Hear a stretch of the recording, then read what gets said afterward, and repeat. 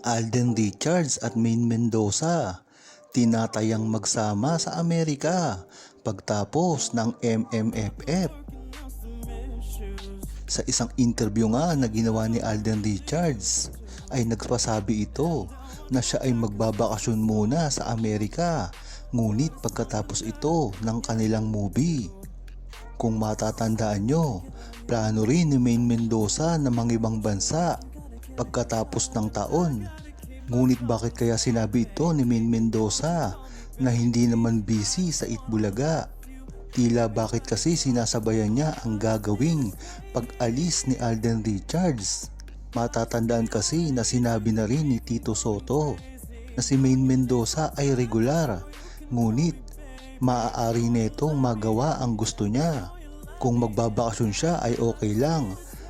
Talagang maluwag ang schedule pagdating kay Maine Mendoza ng EAT at ng TVJ.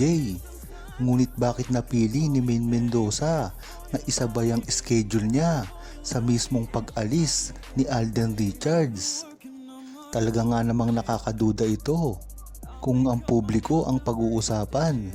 Ngunit pagdating sa buong Aldab Nation ay hindi na ito bago. Alam na alam ng buong true-blooded Aldab Nation kung ano talaga ang galawan ni Alden Richards at Maine Mendoza. Sa tagal ng taon, nakasubaybay ang buong Aldab Nation ay alam ang destinasyon ng mga pinupuntahan ni Alden Richards at Maine Mendoza na magkasama. Ito ay sa Japan at sa Amerika. Talaga nga namang hindi natin ito makikita dahil na rin sa pagtatago nilang ginagawa ngayon sa publiko. Ngunit hindi nila maiiwasan at hindi nila maiisahan ang buong Aldab Nation dahil ang history ng relasyon ni Maine Mendoza at Alden Richards ay parang nakabukas na libro pagdating sa ADN.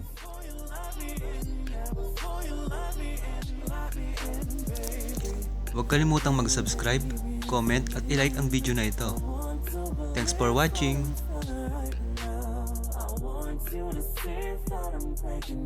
Come take a ride with me. I just need a taste.